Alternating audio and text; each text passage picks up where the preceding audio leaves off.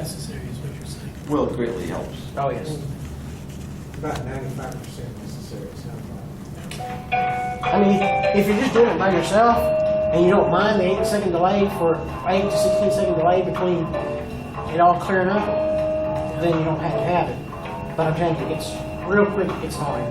And here's the one everybody was interested in. Is this the new one? Okay.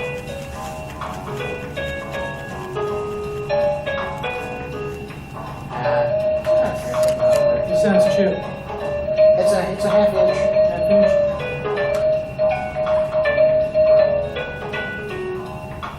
Well, this set up on prime focus primarily. But you're more likely to run a phone where it is. I can't own a camera that costs more than my scope. $700. Is it 700? Some of those are $7,000. And we'll get close here in a minute. Yeah, see, here's the one thing about this camera that's a great marketing ploy. You get a wireless remote with it that gives you exposure time to 99 minutes. This camera's not cooled. You try 99 minutes, you're going to have noise and amp glow like Yeah. crazy. Okay. This is not cool. No. Which is probably the reason why it's only $700. Because you'll see here in a minute, its counterparts coming up that are cooled are almost double.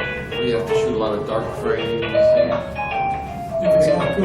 Yeah, there's ways to get around not being cool by shooting dark. But if you're doing live viewing, like you Yeah. want to Yeah, I'm just not into the light viewing part, so. Now, there's another big problem is you get the shot perfectly, shoot that long.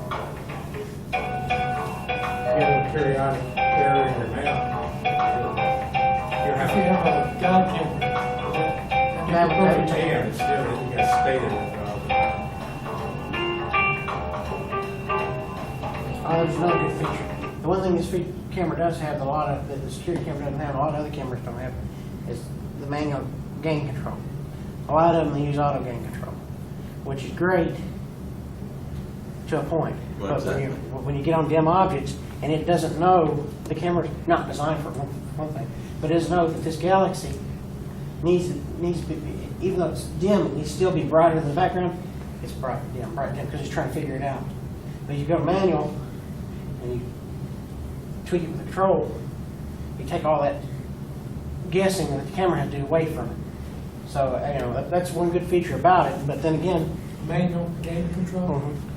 So these all have video outs. yeah, these are strictly Okay. video viewing cameras to a point. I mean, you can still capture the video, stack it, and capture images.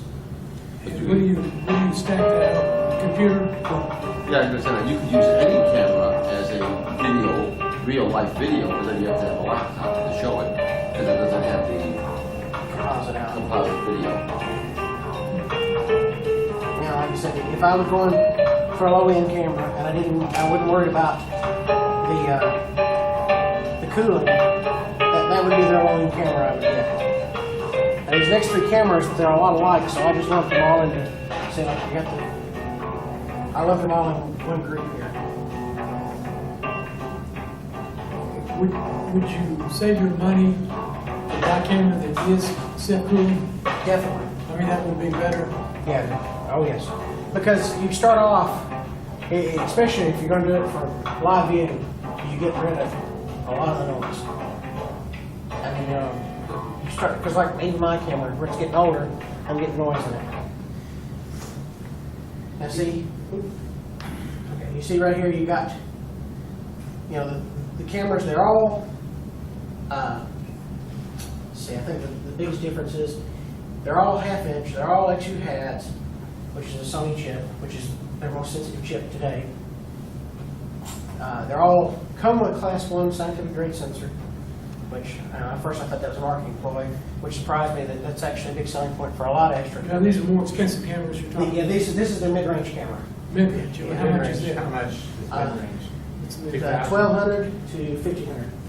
Mid-range. That's a mid-range. And you see, and I lumped them together because they're all, except for exposure time and the availability of a remote on them, They're all basically the same camera, just repackaged in different ways. Let me throw in something I think is true.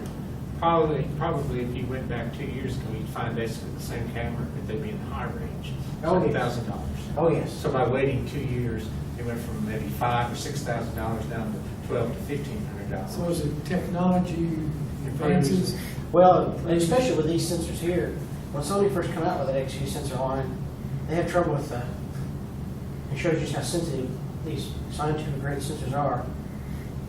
Jolts from being transported from the factory to the camera manufacturer, from the camera manufacturer to the store was causing dead pixels and damage. Just And that silicone base, now CMOS is different in it, no, it's just a different way to.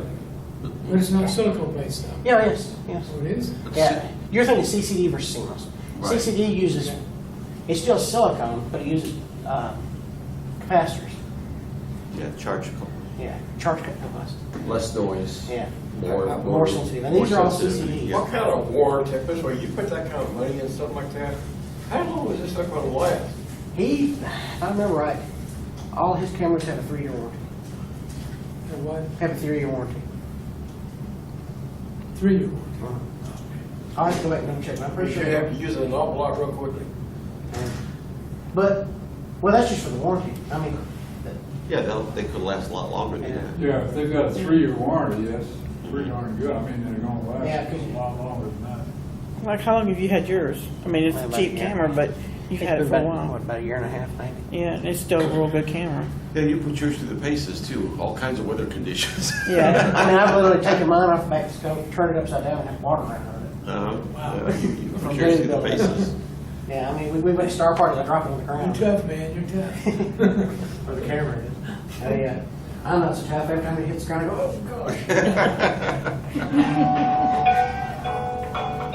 Yeah, those upper two, if I was looking at them, those upper two, even though they're more expensive than the one I get, the end one, which is $1,500, out of the three, would be the one I'm most likely to get, because it's got PC control. It's got the, it's got the ability to control it with a wireless keypad. I mean, it's just, there's just Could you turn the volume down on this?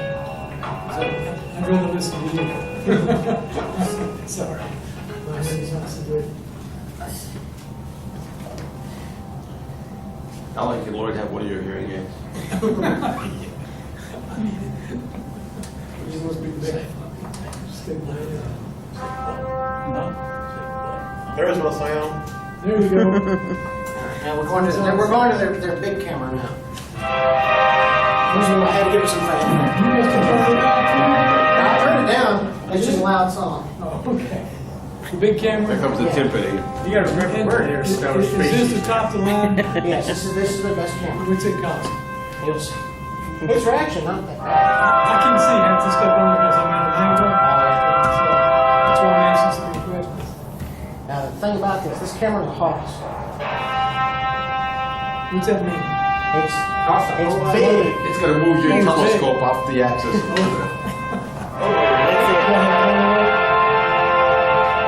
Is that reaching the border or is that 2 inches? That's actually an APS-C. That's a digital, like a Canon chip.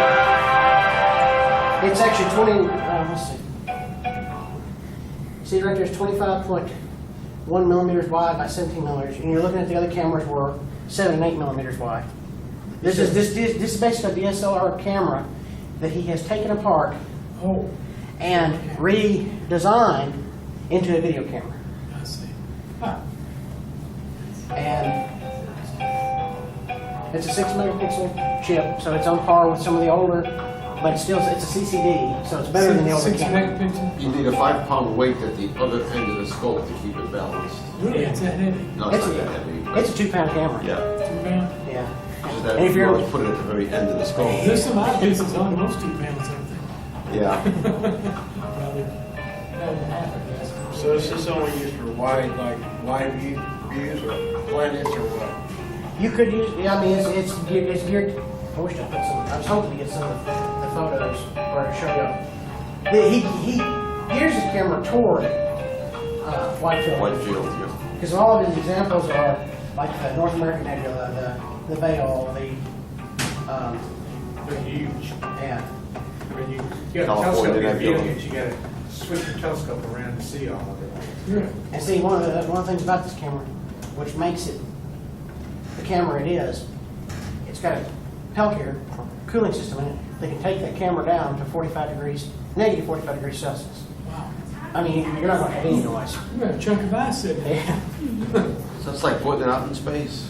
It's 200 degrees. Bubble colder shots. than that. That's it. Fix the atmosphere, you'll be okay. And it'll do 55-minute exposures. And this is, you know, why it'll take an exposure, but it's showing you the last image. So it's semi-live view. And what's the cost? $18.99. 1,800? Especially 2,000. So it'd be worth saving up an extra $300 over the intermediate to get this one then? If I had the money, I would. Or wait 2 years and buy it for $1,100 or $1,200, even with inflation. Is that That's before kind or of- after? Hey, Steve, I may be dead in 2 years, I don't know. But, you know, that's something, it's kind of like computers. Now, the newest Technology computer always keeps costs a coming lot, but you know what, if the computer does what you want it to, why buy something more expensive? True. If you don't need the extra capacity, why buy it? Yeah, And there's the same always, thing's true with these cameras. If you need the extra capacity, like, say you're gonna do supernova searches, and galaxies, and you're gonna have a robot control, and you're gonna feed it to your computer, and you're gonna program that searches for stars that weren't there when you shot the last one. You know, maybe it's worth it.